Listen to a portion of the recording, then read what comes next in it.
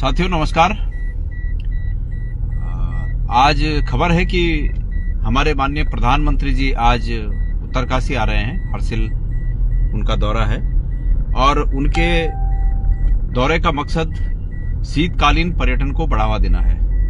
इस कदम का सभी लोग स्वागत करते हैं कि हमारे प्रदेश में शीतकालीन या ग्रीष्मकालीन पर्यटन, सभी तरह का पर्यटन बढ़े, इसमें और इजाफा हो।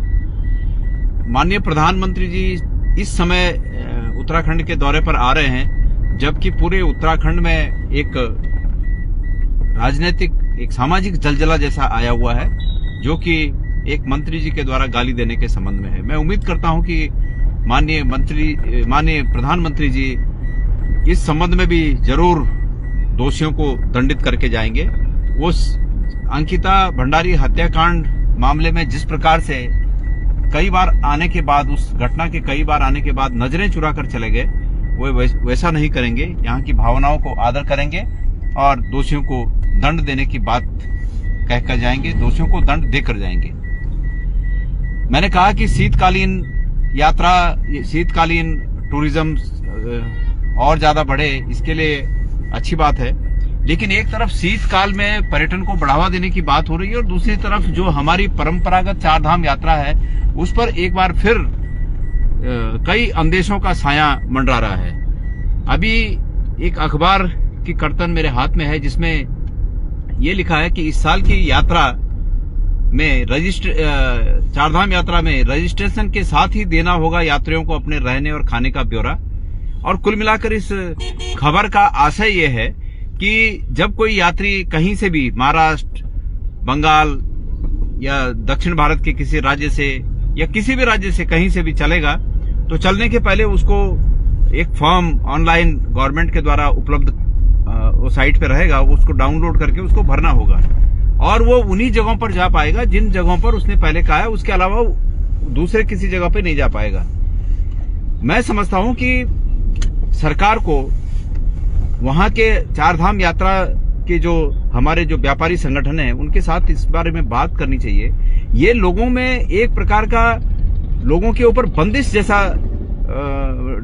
जैसा रखने का, एक बंदिश रखने का जैसा प्रयास लग रहा है, जिससे कि हमारी चारधाम यात्रा में जो प्रस्तावित जो चारधाम यात्रा है, उसमें जो हमारी उम्मीद है, उस उम्मीद के अनुरूप यात्रियों की संख्या है, इस पर मुझे अंदेशा होता है, शक होता है। क्योंकि लोग तमाम तरह की बंदिशों को पसंद नहीं करते हैं। यात्री आता है तो यात्री को लगता है कि मैं स्वच्छंद होके मैं जहां जाना चाहूं वहां जाऊं। उदाहरण के लिए इसका आशय ये है कि अगर किसी व्यक्ति ने ये प्लान किया है कि मैं बद्रीनाथ जाऊंगा और बद्रीनाथ तक वो उसने परमिशन, वो ये जिस परमिशन की मैं बात कर रहा हूं, परमिशन उसने बद्रीनाथ के लिए ले रखी है, और उसके बाद बद्रीनाथ यात्रा के दौरान, दर्शन के बाद उनके मन में आया कि मुझे अब केदारनाथ भी जाना है या आगे भविष्य बद्री की तरफ घूमने जाना है, तो इस आधार पर वो नहीं जा पाएंगे।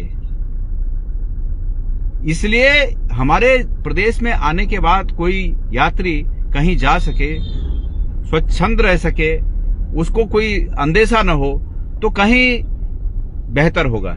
मैं ये कहना चाहता हूं कि सरकार के जो नुमाइंदे हैं, इस कानून को लागू करने वाले जो नुमाइंदे हैं, इस नियम को जो लागू करने वाले नुमाइंदे हैं, वो वहां के व्यापारिक संगठनों के साथ साथ बात करें। वहां के यात्रा को संचालित करने में जिन लोगों का सहयोग होता है, उन सभी के साथ एक बात करें और उसके बाद इसका हल निकालें। ये कहीं आगे भविष्य में चलकर जो पिछले सालों में डाइवर्जन, यात्रा को इधर उधर करने की जो बातें सामने आई थी, कहीं ये उसी का पार्ट 2 न हो। इसलिए समय रहते हुए इन बातों का निराकरण करना आवश्यक है।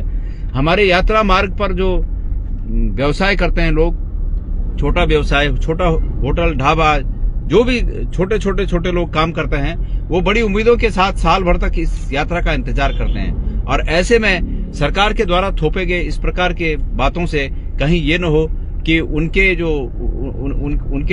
जो विश्वास है कि भाई यात्रा चलेगी तो हमारा अच्छा होगा, ये विश्वास कहीं उनका टूटे नहीं। तो मैं उम्मीद करता हूं कि ये यात्रा मार्ग के समस्त व्यापारिक संगठन, जो कि बाजार समितियां होती हैं, वहां के जनप्रतिनिधि हैं, पंचायतों के जनप्रतिनिधि हैं, पूर्व जनप्रतिनिधि हैं, ब्लॉक प्रमुख हैं, राजनीतिक पार्टियों के पदाधिकारी हैं, ये सब मिलकर इसमें सरकार के साथ बात करें और इसका उचित हल निकालें। और मैंने आज कहा है कि माननीय प्रधानमंत्री जी आज वापस यहाँ ये जो बवाल चल रहा है इसका पटाक्षेप इस रूप में करें कि इन दोषियों को दंड मिले, और ऐसा न हो कि अंकिता भंडारी हत्याकांड में जैसे माननीय जी आए, उसके बाद यहाँ पर देवभूमि में आए लेकिन नजरें चुरा कर चले गए, इस पे कुछ नहीं कहा। ये हमारे लिए बड़ा अफसोसजनक था, बड़ा दुखदायी था। तो आज भी कहीं ऐसा न हो, मैं ये उम्मीद करता हूँ। धन्यवाद।